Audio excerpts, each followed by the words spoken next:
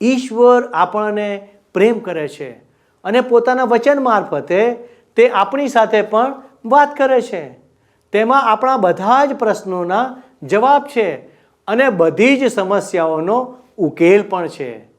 મિત્રો, શું તમે ઈશ્વરના વચન મારફતે ઈશ્વરના અવાજને સાંભળવાનો પ્રયત્ન કરો છો?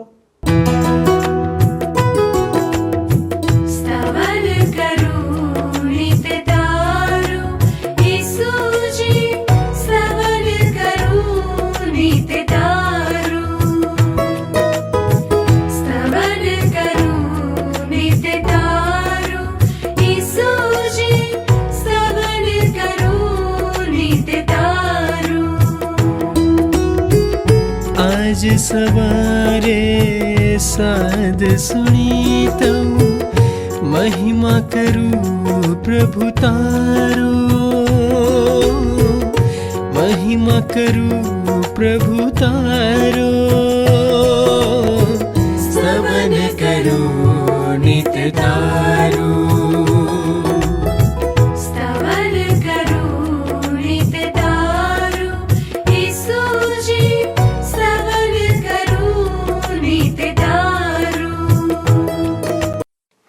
પ્રિય મિત્રો, સ્તવન કાર્યક્રમમાં હું આપ સૌનું હાર્દિક સ્વાગત કરું છું.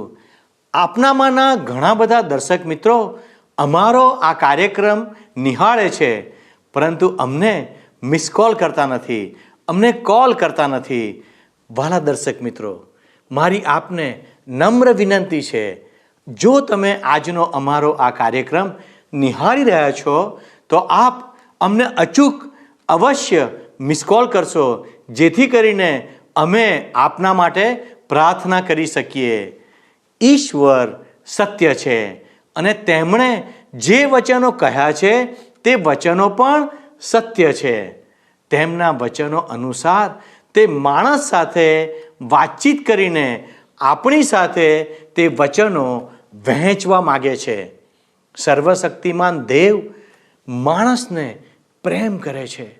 તેથી જ્યારે ઈશ્વરે તેને ઉત્પન્ન કર્યો ત્યારે ઈશ્વરે તેનો આત્મા તેની અંદર રેડી દીધો, જેથી આપણે ઈશ્વરના વચનો સમજી શકીએ. હું અને તમે ઈશ્વરનું શ્રેષ્ઠ સર્જન છીએ. આ પૃથ્વી પર તેમણે જે કંઈ બનાવ્યું છે તે બધું જ આપણા માટે જ બનાવ્યું છે. આપણી આસપાસ આપણે જે કંઈ જોઈએ છીએ, આપણી પાસે જે કંઈ છે તે બધું જ ઈશ્વરના માધ્યમથી જ છે. આપણે પોતે જ ઈશ્વરના છીએ. આપણું જીવન આપણા કારણે નથી, પણ આ જીવન આપણને ઈશ્વરે આપ્યું છે. આ મહાન ઈશ્વરને શોધનાર અને ઓળખનાર દરેક વ્યક્તિની ઈશ્વરને ચિંતા છે. તેમણે પોતાના વચનો મનુષ્ય સમક્ષ વિવિધ રીતે પ્રગટ કર્યા. જ્યારે આપણે આ જીવંત ઈશ્વર પાસે આવીએ છીએ અને તેમના મહિમાને યોગ્ય જીવન જીવીએ છીએ, ત્યારે તે આપણું જીવન સફળ બનાવે છે. વાલા દર્શક મિત્રો, આ કાર્યક્રમમાં આપણે આ પરમેશ્વરના વચનો એટલે કે બાઇબલનો ક્રમ અનુસાર અભ્યાસ કરીએ છીએ, જેથી આપણે ઈશ્વરના ગુણો અને ચરિત્રને જાણી શકીએ અને તેમનો મહિમા કરી શકીએ. જે વ્યક્તિ દેવના વચનનો અભ્યાસ કરે છે તે વિશે ગીતશાસ્ત્રના પુસ્તકના 1 અધ્યાયની 3જી કલમમાં લખેલું છે, વળી તે નદીની પાસે રોપાયેલા ઝાડના જેવો થશે, જે પોતાના ફળ પોતાની ઋતુ પ્રમાણે આપે છે અને જેના પાંદડા કદી પણ ચીમડાતા નથી. વળી જે કંઈ તે કરે છે તે સફળ થાય છે. વહાલા દર્શક મિત્રો, જો તમે ઈચ્છતા હો કે તમારું જીવન સફળ થાય તો સૌથી પહેલાં તો તમને અને મને જેણે બનાવ્યા છે તેની તરફ ધ્યાન કેન્દ્રિત કરવું પડશે.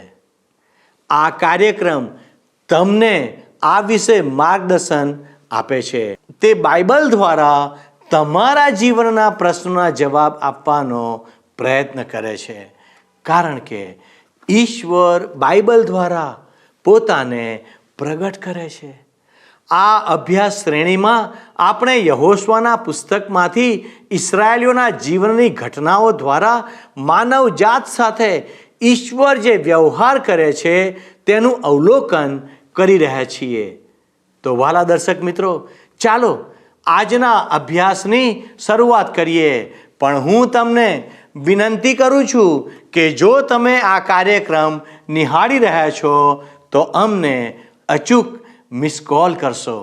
પ્રિય મિત્ર, હવે મિત્ર તમે જાણતા હશો તેમ આપણે આ દિવસોમાં બાઇબલમાં જૂના કરારના વિભાગમાં આવેલ યહોશુઆના પુસ્તકનો અભ્યાસ કરી રહ્યા છીએ. આજે આપણે યહોશુઆના પુસ્તકના 20મા અધ્યાયનો અને 21મા અધ્યાયનો અભ્યાસ કરવાના છીએ. તમે જોશો તો 20મા અધ્યાયમાં કુલ 9 કલમો છે અને 21મા અધ્યાયમાં કુલ 45 કલમો છે. હવે યહોશુઆના 20મા અધ્યાયમાં આશ્રય નગરો વિશે વાત કરવામાં આવી છે.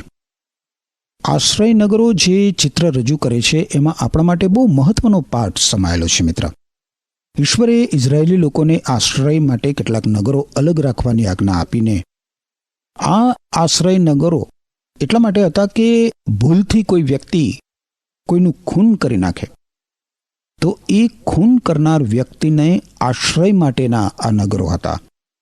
આ આશ્રય નગરની સ્થાપના કરવા માટે ઈશ્વરે ઇઝરાયેલી પ્રજાને સૌ પ્રથમ તમે જુઓ તો નિર્ગમનના પુસ્તકના 21મા અધ્યાયની 13મી કલમમાં સૂચના આપી હતી. નિર્ગમનનું પુસ્તક 21મો અધ્યાય અને 13મી કલમ જુઓ તો લખ્યું છે, પણ લાગ તાકીને જો કોઈ છુપાઈ રહ્યો ન હોય પણ તેના હાથમાં દેવ કોઈને સોંપે તો તેને નાસી જવા સારું એક જગા હું તમારે માટે ઠરાવીશ. હવે આ આશ્રયનગર માટેની સંપૂર્ણ સૂચનાઓ તમે જુઓ તો ગણનાના આખા 35મા અધ્યાયમાં આપવામાં આવી છે. ગણનાના પુસ્તકના 35મા અધ્યાયની તમે 11મી કલમ જુઓ તો ત્યાં લખવામાં આવ્યું છે કે ત્યારે તમે પોતાને સારું આશ્રયનગરો તરીકે અમુક નગરો ઠરાવો. એ સારું કે જે કોઈ અજાણતા કોઈને મારી નાખે તે ત્યાં નાસી જાય. હવે જ્યારે ઇઝરાયેલી લોકો વચનના દેશમાં આવી ગયા છે અને દરેક કુળને તેનો પ્રદેશ આપી દેવામાં આવ્યો છે, ત્યારે ઈશ્વર યહોશુઆને આશ્રય નગરો વિશે કેટલીક સૂચનાઓ આપે છે. તમે મારી સાથે સાથે યહોશુઆના પુસ્તકના 20મા અધ્યાયની 2જી અને 3જી કલમ જુઓ. અહીં લખવામાં આવ્યું છે, ઇસ્રાયેલ પુત્રોને કહે. પહેલી કલમ કહે છે અને યહોવાએ યહોશુઆને કહ્યું. શું કહ્યું? બીજી કલમ, ઇસ્રાયેલ પુત્રોને કહે કે તેઓ પોતાને સારું આશ્રય નગરો ઠરાવે કે જે વિશે મેં મૂસાની મારફતે તમને કહ્યું હતું. એ માટે કે જો કોઈ માણસ ચૂકથી તથા અજાણતા મનુષ્યાઘાત કરે તો તે મનુષ્ય ઘાતક એમાં નાસી જાય અને તે નગરો ખૂનનું વેર લેનારથી તમારા રક્ષણને અર્થે થશે. એટલે જ્યારે કોઈ વ્યક્તિ કોઈ બીજી વ્યક્તિનું ખૂન કરે ત્યારે બેમાંથી એક બાબત બને. કાં તો ખૂનીએ અજાણતાથી કોઈનું ખૂન કર્યું હોય, બરાબર, અથવા તો જાણી જોઈને યોજનાપૂર્વક કોઈનું ખૂન કર્યું હોય. હવે ઇઝરાયેલી પ્રજામાં ખૂનીને પથ્થરે મારવાનો કાયદો હતો. ઈશ્વર મનુષ્યના સ્વભાવને જાણે છે મિત્ર, અને આ ઈશ્વરનો કાયદો હતો. હવે જો કોઈએ અકસ્માતથી કોઈનું ખૂન કર્યું હોય પૂર્વ આયોજન વગર તો એને રક્ષણ પૂરું પાડવામાં આવતું હતું. જરા કલ્પના કરો, જંગલમાં 2 માણસો લાકડા કાપવા ગયા અને એક માણસની કુહાડી એના હાથમાંથી છટકીને અકસ્માતથી બીજા માણસના માથા ઉપર વાગી જાય અને એ માણસ મરી જાય. તો આ પ્રકારનું ખૂન અકસ્માતે થયેલું ગણાય. હવે ધારો કે મરનારનો ભાઈ એવું કહે કે મારા ભાઈનું ખૂન કરનાર ખૂનીનો પૂર્વ આયોજિત ઈરાદો હતો અને એટલે હું એને હવે મારી નાખીશ. આવું થાય તો ખૂનીને રક્ષણ મળે નહીં, તો એના માટે બચવાની તો કોઈ આશા જ ના રહે. અને એટલે આવા ખૂનીને નાસી જઈને આશ્રયનગરમાં આશરો લેવાની જોગવાઈ કરવામાં આવી હતી. 4 થી 6 કલમો જુઓ. અને તે તેમાંના કોઈ એક નગરમાં નાસી જાય ને તે નગરના દરવાજાના નાકા આગળ ઊભો રહીને તે પોતાની હકીકત નગરના વડીલોને કહી સંભળાવે અને તેઓ તેને નગરમાં પોતાની પાસે રાખીને પોતા મધ્યે રહેવાની જગ્યા આપે. અને જો ખૂનનું વેર લેનાર તેની પાછળ પડેલો હોય તો તેઓ તે મનુષ્ય ઘાતકને તેના હાથમાં સ્વાધીન ન કરે કેમ કે તેણે પોતાના પાડોશીને અજાણતા મારી નાખ્યો, પણ નહીં કે અગાઉથી તેના પર તેને વેર હતું. અને તે ઇન્સાફ માગવા સારું જમાત પાસે આવે ત્યાં સુધી, અથવા જે મુખ્ય યાજક તે વખતે હોય તેના મરણ સુધી તે નગરમાં તે રહે. ત્યાર પછી મનુષ્ય ઘાતક પોતાના નગરમાં, એટલે જે નગરમાંથી તે નાસી આવ્યો હોય ત્યાં પોતાને ઘેર પાછો જાય. આશ્રયનગરમાં મારા અને તમારા માટે મહાન આત્મિક પાઠ સમાયેલો છે મિત્ર. પ્રભુ ઈસુ ખ્રિસ્તને આપણે માટે કતલ કરવામાં આવ્યા એટલું જ નહીં મિત્ર, પરંતુ આજે ઈસુ ખ્રિસ્ત આપણા માટે એક આશ્રયનગર સમાન છે. પ્રભુ ઈસુ ખ્રિસ્તે પાપોની માફી માટે ક્રૂસ ઉપર પોતાનું બલિદાન આપીને મનુષ્ય માટે જે મુક્તિ સિદ્ધ કરી છે, એ મુક્તિ તેમણે પ્રાપ્ત કરેલી હોય છે. જે કોઈ ઈસુ ખ્રિસ્તને આશ્રય આવે છે મિત્ર, એનો પવિત્ર ઈશ્વરના ન્યાય ચુકાદામાંથી હંમેશને માટે ઉદ્ધાર થાય છે. ક્રૂસ ઉપર પ્રભુ ઈસુ ખ્રિસ્તે આપેલા બલિદાન દ્વારા ઈસુ ખ્રિસ્ત પર વિશ્વાસ કરનાર પ્રત્યેક વ્યક્તિ માટે પ્રભુ ઈસુ ખ્રિસ્તે આશ્રયનગરનું દ્વાર ખુલ્લું મૂકી દીધું છે. બાઇબલમાં નવા કરારના વિભાગમાં પ્રેષિતોના કાર્યો નામનું પુસ્તક છે. એના 3 અધ્યાયની 17 અને 18 કલમમાં તમે જુઓ તો લખવામાં આવ્યું છે કે, હવે ભાઈઓ, હું જાણું છું કે તમે અને તમારા આગેવાનોએ ઈસુને જે કંઈ કર્યું તે અજ્ઞાનતાને કારણે કર્યું હતું. ઈશ્વરે ઘણા સમય અગાઉ સંદેશવાહક દ્વારા જાહેર કર્યું હતું કે મસીહે દુઃખ સહન કરવું પડશે, અને તેમણે એ રીતે તે પરિપૂર્ણ કર્યું છે. અને એ પછી તમે મિત્ર નવા કરારના વિભાગમાં જુઓ, કરંથવાસીઓને લખેલા પહેલા પત્રના 2 અધ્યાયની 6ઠી, 7મી અને 8મી કલમમાં, તો ત્યાં લખવામાં આવ્યું છે કે આત્મિક રીતે પરિપક્વ થયેલા માણસોની સાથે હું જ્ઞાનની વાત કરું છું. આ જ્ઞાન આ દુનિયાનું કે તેના સત્તાધારીઓનું નથી. તેઓની સત્તા તો ઘટતી જાય છે, પણ જે જ્ઞાન વિશે હું વાત કરું છું તે તો માણસોથી ગુપ્ત રખાયેલું ઈશ્વરનું જ્ઞાન છે. તે જ્ઞાન તો સૃષ્ટિના સૃજન અગાઉ ઈશ્વરે આપણને મહિમાવંત કરવા માટે પસંદ કર્યું છે. આ યુગના કોઈ સત્તાધારીને આ જ્ઞાન વિશે ખબર નથી. જો તેઓ જાણતા હોત તો પછી તેઓ મહિમાવંત પ્રભુને ક્રૂસ ઉપર જડત નહીં. આ કલમોમાં બહુ જ સ્પષ્ટ કરવામાં આવ્યું છે મિત્ર કે પ્રભુ ઈસુ ખ્રિસ્તના મરણના સંબંધમાં ઈશ્વર આખી દુનિયાને દોષિત ગણે છે. ઈસુ ખ્રિસ્તના મરણ માટે મિત્ર આપણે દોષિત છીએ, પરંતુ ઈશ્વરનો આપણે આભાર માનીએ કે ઈશ્વરે આપણા માટે પ્રભુ ઈસુ ખ્રિસ્તના મરણ દ્વારા આશ્રયનગરનું દ્વાર ખોલ્યું છે.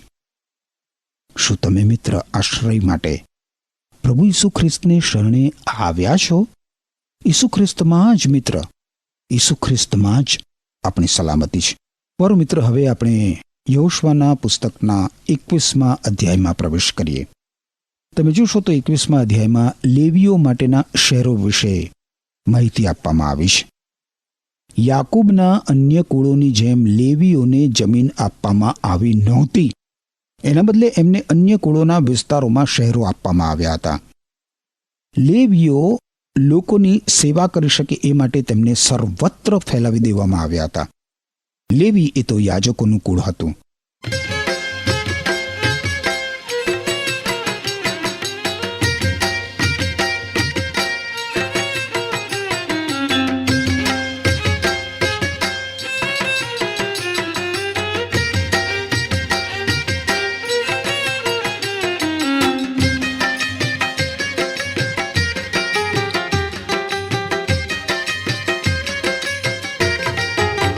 हे प्रभु यीशु सहु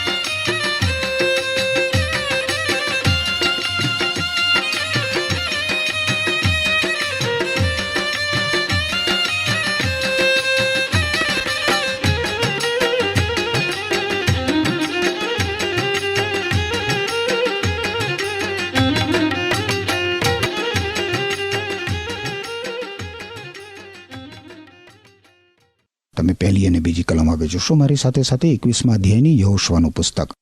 અહીં લખવામાં આવ્યું છે, ત્યારે એલ આઝાર યાજક પાસે તથા નૂનના પુત્ર યહોશવા પાસે ને ઇઝરાયેલ પુત્રોના કુળોના વંશના વડીલોની પાસે લેવીઓના વંશના વડીલો આવ્યા, અને તેઓએ કનાન દેશના શિલોહ આગળ તેઓને કહ્યું કે યહોવાએ મૂસાની મારફતે એ પ્રમાણે આજ્ઞા આપી હતી કે અમને રહેવા સારું નગરો ને અમારા ઢોરોને સારું તેની પાસેના ગૌચરો આપવા. હવે એવું લાગે છે મિત્ર કે એ દિવસોમાં પણ ગૌચર જગ્યા માટે આજના જેવી જ સમસ્યા હશે. લેવીઓને રહેવા માટે 40 શહેરો ફાળવી આપવામાં આવ્યા હતા. ઉત્તરમાં દાનથી શરૂ કરીને દક્ષિણમાં બેર શેબા સુધી. હવે દેશનું વિભાજન પૂરું થઈ ગયું છે મિત્ર. આપણે 43 થી 44 કલમો જોઈએ. યહોશવાનું પુસ્તક 21મો અધ્યાય 43 અને 44 કલમો જોશો. શું કહે છે અહીંયા? એ રીતે યહોવાએ ઇઝરાયેલને તે આખો દેશ આપ્યો કે જે તેમના પિતૃઓને આપવાના તેણે સમ ખાધા હતા, અને તેઓ તેનું વતન પ્રાપ્ત કરીને તેમાં રહ્યા. અને યહોવાએ તેઓના પૂર્વજોની આગળ સમ ખાધા હતા તે પ્રમાણે તેણે તેઓને ચારે તરફ શાંતિ આપી, અને તેઓના સર્વ શત્રુઓમાંથી કોઈ પણ તેઓની આગળ ટકી શક્યો નહીં. યહોવાએ તેઓના સર્વ શત્રુઓને તેઓના હાથમાં સોંપ્યા. હવે આ ઇઝરાયેલી લોકોએ કનાન દેશ ઉપર કબજો પૂરેપૂરો કરી લીધો, પરંતુ ઈશ્વરે તેમને આપેલા વચનની સરખામણીમાં તો એમણે સર કરેલો જે વિસ્તાર હતો એ તો એક નાનકડો ટુકડો માત્ર હતો. જો એમને વધારે વિસ્તાર જોઈતો હોય તો એમણે આગળ વધીને એ કબજે કરવો પડે. પેલો નિયમ હજી પણ કાર્યરત છે. જે ભૂમિ પર એમના પગ પડે એ ભૂમિ એમની થઈ જાય. આ ઇઝરાયેલી લોકોએ એ વિસ્તાર કબજે કર્યો. એમાં હવે કોઈ શત્રુઓ રહ્યા નથી. ત્યાં તેઓ હવે આરામથી રહી શકે એમ છે. આપણા માટે મિત્ર આજે જે વિશ્રામ છે એ તો આપણા પાપોની શિક્ષામાંથી, આપણા દુષ્કર્મોના બંધનોમાંથી મળતા ઉદ્ધારમાં છે. આપણને મિત્ર આ આરામની સખત જરૂર છે. એટલે મિત્ર તમે જુઓ, આ પૃથ્વી પરના જીવનમાં ઘણા બધા દબાણો અને તણાવો આવે છે. આજે જો વિશ્વાસીને કોઈ તાતી જરૂર હોય ને મિત્ર, તો એ તો ઈશ્વરે ઉપલબ્ધ કરેલા આરામમાં પ્રવેશ કરવાની જરૂર છે. આગળ આપણે વધીશું ત્યારે ન્યાયાધીશોના પુસ્તકમાં આપણને જોવા મળશે કે ઇઝરાયેલી લોકો પોતાના વિસ્તારમાંથી સંપૂર્ણ રીતે પોતાના શત્રુઓનો નિકાલ કરવામાં નિષ્ફળ ગયા. હવે આવું શા માટે બન્યું? આવું ઇઝરાયેલી લોકોના ઈશ્વર પરમાં અવિશ્વાસને કારણે બન્યું મિત્ર. યહોશવા પોતે પણ ઇઝરાયેલી લોકોને આરામ આપી શક્યો નહીં જેની એમને જરૂર હતી, કારણ કે ઇઝરાયેલી લોકો ઈશ્વર ઉપર વિશ્વાસ કરવામાં અને તેમના સામર્થ્યનો સ્વીકાર કરવામાં સદંતર નિષ્ફળ ગયા. હિબ્રુ લોકોને લખેલા પત્રમાં આપણને ચેતવણી આપવામાં આવી છે કે ઇઝરાયેલી લોકોની નિષ્ફળતાનું અનુકરણ આપણે કરીએ નહીં. હિબ્રુ લોકોને લખેલો પત્ર નવા કરારના વિભાગમાં છે. એના 4 અધ્યાયની 9 થી 11 કલમો તમે જુઓ તો લખવામાં આવ્યું છે કે છતાં પણ જેમ ઈશ્વરે 7મા દિવસે વિશ્રામ કર્યો તે રીતે ઈશ્વરના લોકો માટે હજી પણ વિશ્રામ કરવાનો બાકી છે. જેમ ઈશ્વરે પોતાના કાર્યોમાંથી વિશ્રામ કર્યો, તેમ જે કોઈ ઈશ્વરના વિશ્રામમાં પ્રવેશે છે તે પોતાના સર્વ કાર્યોમાંથી વિશ્રામ લે છે. તેથી આપણે ઈશ્વરના વિશ્રામમાં પ્રવેશવા આપણાથી બનતો બધો પ્રયત્ન કરીએ. તેઓની માફક, ઇઝરાયેલી લોકોની માફક આપણે અનઆજ્ઞાંકિત બનીને વિશ્રામમાં પ્રવેશ કરવાને નિષ્ફળ ન જઈએ. હવે આપણે કઈ રીતે એ આરામમાં પ્રવેશ કરી શકીએ મિત્ર? વિશ્વાસ દ્વારા, ઈસુ ખ્રિસ્ત ઉપરના વિશ્વાસ દ્વારા. એ જ એકમાત્ર માર્ગ છે. પ્રભુ ઈસુ ખ્રિસ્તના સમયમાં જ્યારે ઇઝરાયેલી લોકોએ પ્રભુ ઈસુ ખ્રિસ્તને રાજા તરીકે નકારી કાઢ્યા અને જ્યારે પ્રભુ ઈસુ ખ્રિસ્તે તેમના શહેરોનો નકાર કર્યો, ત્યારે પ્રભુ ઈસુ ખ્રિસ્તે એક અંગત આમંત્રણ પાઠવ્યું જે હજી આજે પણ મિત્ર દરેક વ્યક્તિ માટે ઉપલબ્ધ છે. માથી અનુસાર શુભ સંદેશ બાઇબલમાં નવા કરારના વિભાગમાં પ્રથમ શુભ સંદેશ છે. એના 11મા અધ્યાયની 28મી કલમમાં પ્રભુ ઈસુ ખ્રિસ્ત આજે પણ તમને કહે છે, મને કહે છે, દુનિયાની દરેક વ્યક્તિને કહે છે કે ઓ સખત મજૂરી કરનારાઓ, પાપની મજૂરી, ઓ સખત મજૂરી કરનારાઓ અને બોજ ઉંચકનારાઓ, પાપનો બોજ ઉંચકનારાઓ, તમે બધા મારી પાસે આવો અને હું તમને આરામ આપીશ. હું તમને આરામ આપીશ. આ આરામ એ તો ઉદ્ધારનો આરામ છે મિત્ર. આપણા દુષ્કર્મોના બંધનોમાંથી, આપણા પાપોની શિક્ષામાંથી ઉદ્ધાર.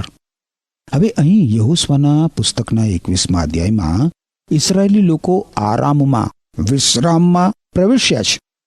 કમસે કમ હંગામી ધોરણે જે ઈશ્વરે તેમના માટે ઉપલબ્ધ કર્યો હતો ઓહ, થકવી નાખે એવી અરણ્યમાંની લાંબી લાંબી મુસાફરી પછી અને વારસો મેળવવા માટે કરવા પડેલા યુદ્ધો બાદ વિશ્રામમાં પ્રવેશ કરવો અને એમની પોતાની ભૂમિમાં સ્થાયી થવું એમના માટે કેટલું બધું આહ્લાદક અને અદ્ભુત હશે મિત્ર.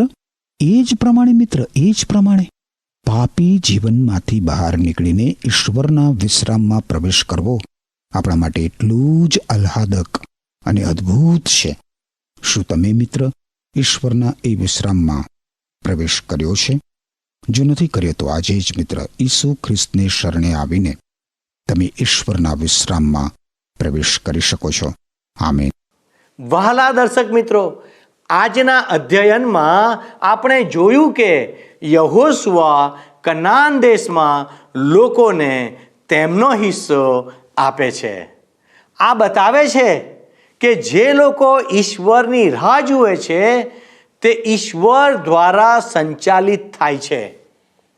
ઘણીવાર એવું લાગે છે કે ઈશ્વરે ઇસરાયેલીઓને ખાસ કરીને જમીન અને તેની પેદાશોના આશીર્વાદ આપ્યા હતા, પણ ઈશ્વરે આપણને શું આપ્યું? વહાલા દર્શક મિત્રો, આજે તમારી અને મારી પાસે જે કંઈ છે તે ઈશ્વરે જ આપણને આપ્યું છે.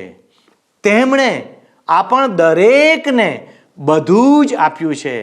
આપણી પાસે જે છે તે તેમના દ્વારા જ અપાયેલું છે. બાઇબલમાં પુનર્નિયમના પુસ્તકના 8મા અધ્યાયની 17 અને 18 કલમોમાં આ પ્રમાણે લખેલું છે, અને રખેને તું મનમાં એમ ધારે કે મારી પોતાની શક્તિથી ને મારા હાથના સામર્થ્યથી મેં આ સર્વ સંપત્તિ મેળવી છે, પણ તું યહોવા એટલે કે ઈશ્વર તારા દેવનું સ્મરણ રાખ, કેમ કે સંપત્તિ મેળવવા સારું તને શક્તિ આપનાર તે જ છે. એ સારું કે તેના કરાર વિશે તેણે તારા પિતરોની આગળ જે સોગંદ ખાધા તે સ્થાપિત કરે, જેમ આજે છે તેમ. વહાલા દર્શક મિત્રો, આજનો અભ્યાસ એ પણ દર્શાવે છે કે પ્રભુ ઈસુ આપણું આશ્રય સ્થાન છે. આપણે બધાએ પાપ કર્યું છે. મેં પાપ કર્યું છે, તમે પાપ કર્યું છે, અને પાપનું વેતન મૃત્યુ છે. ઈસુએ પાપ કર્યું ન હતું, તેમ છતાં વધસ્તંભનું મોત સહન કર્યું. તેમણે તે માટે કર્યું કે તેમના મૃત્યુને કારણે આપણને જીવન મળી શકે. ઈસુ ફક્ત આપણા પાપો માટે વધસ્તંભ પર મૃત્યુ પામ્યા એટલું જ નહીં, પરંતુ બાઇબલમાં જણાવ્યા મુજબ તેમના દફન થયાના 3જે દિવસે તેઓ મૃત્યુમાંથી સજીવન થયા હતા. તેથી જેઓ તેમનામાં વિશ્વાસ કરે છે તેઓને તે અનંતકાળના મૃત્યુ કે નર્કમાંથી બચાવી શકે છે, અને તે સાર્વકાલિક જીવન પ્રાપ્ત કરી શકે છે. માર્ગ, સત્ય અને જીવન તે જ છે. તેના વગર આપણે ઈશ્વર પાસે ન જઈ શકીએ. ઈસુ ખ્રિસ્ત કોઈ ધર્મના સર્જક નથી, પરંતુ તેઓ તો માનવ જીવનમાં રહેલી દુષ્ટતાને દૂર કરવા અને સદાચારની સ્થાપના કરવા માટે આવ્યા હતા, જેથી આપણે પાપમાંથી મુક્ત થઈ શકીએ. બાઇબલ કહે છે, જે કોઈ ઈસુ ખ્રિસ્ત પર વિશ્વાસ રાખે છે તેને ગુનેગાર ઠેરવવામાં આવતો નથી. ઈશ્વર આજે તમને તેમની શરણમાં આવવાનું આમંત્રણ આપી રહ્યા છે. આજે આ સંબંધી વિચાર કરજો. ઈશ્વર આ પ્રમાણે કરવા આપને મદદ કરે. ઈશ્વર આપને આશીષ આપો. આમેન. મિત્રો, ગત કાર્યક્રમના પ્રશ્નનો જવાબ છે એફ્રાઈમ. આજનો પ્રશ્ન છે, આપણું આશ્રયનગર કોણ?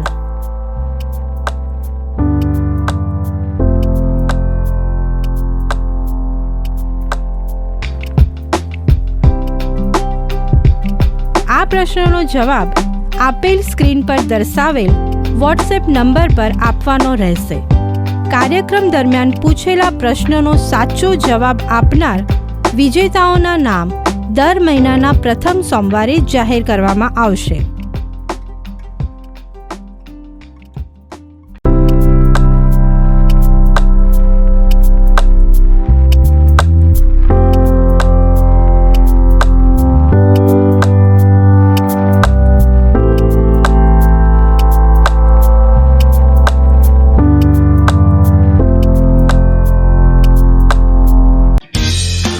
શું તમને આ કાર્યક્રમ ગમ્યો? અત્યારે જ અમને મિસ કોલ કરો.